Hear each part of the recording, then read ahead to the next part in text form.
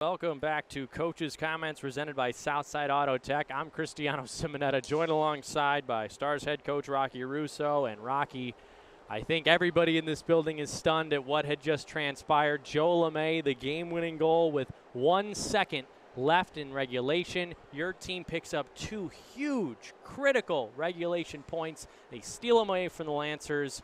Your biggest takeaway from that last sequence, and what a beautiful play it was starting with Joe in the D zone. Didn't you ask me something before the game about the Omaha Lancer penalty kill?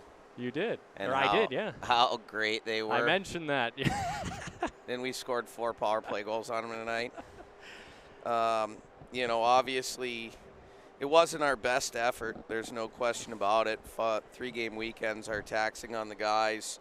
2 overtime games in Des Moines, travel, all of that. Lots of excuses for why we're tired and everything else, but we just continue to persevere. We let a obviously a fluky goal in a minute into the game. Like, talk about dealing with some adversity and persevering. Cameron Whitehead, like, how many goalies just let that get right in their head and they can never get straight? But he was able to not only get his head right, but get his game back and be really good.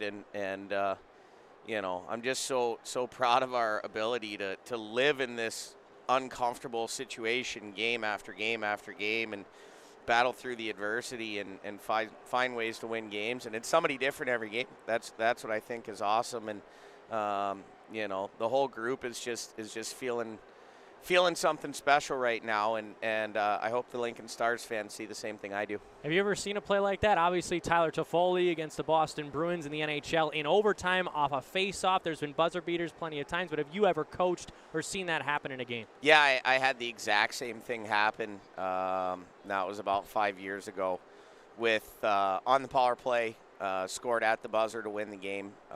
Same shot, and it's funny because that view that we have from the bench, I could see Tony's was going in if he hit the net, and I could see Joe's was going in too.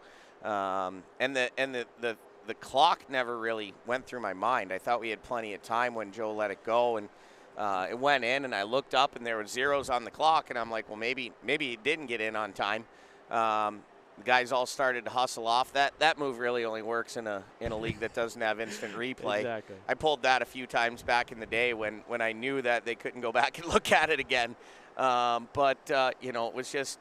was great perseverance. We ended up drawing a penalty late in the game there, and we had plans for a 4-on-3 if we got to it in overtime, but we altered that power play unit a little bit there. Gleb has been such a great net front presence there for our one power play unit. We wanted to get him out there with Joe and Daltz and get Johnny back into his bumper spot, and Mason back into that spot where Tom's usually is, and they were able to win it for us. Was it just more defiance of going overtime in a shootout for the 3rd time maybe in as many days? Yeah, I'm tired. I'm not gonna lie to you. I'm sure the guys are tired. I'm ready to go home.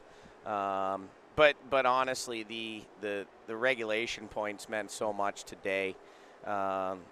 We know we're in a dogfight in this Western Conference, and for us to be able to get 2 and them not get any, and us jump back into second place is a big finish to this weekend for us. Antonio Fernandez, Dalton Norris, and Joel LeMay score power play goals. I'm mentioning them because it's 3 defensemen.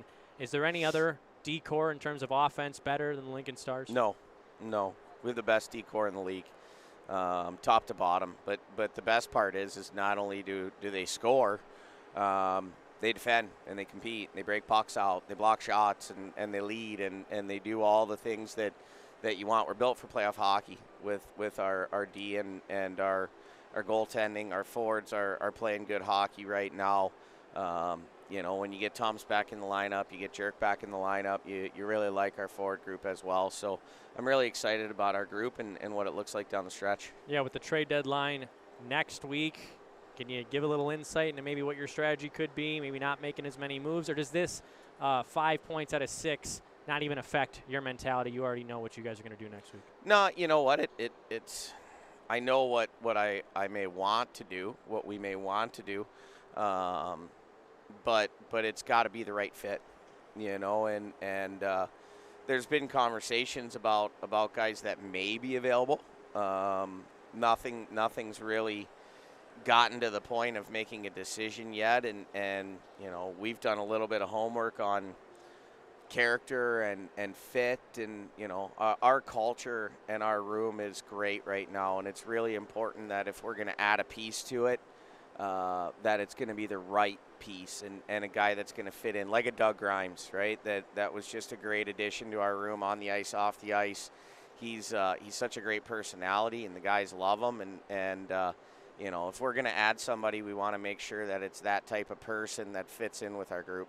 Rocky, thanks so much for doing this. Congrats on the weekend. 5 points out of 6. Thank you. That was Coach's comments presented by Southside Auto Tech. Stars win stunningly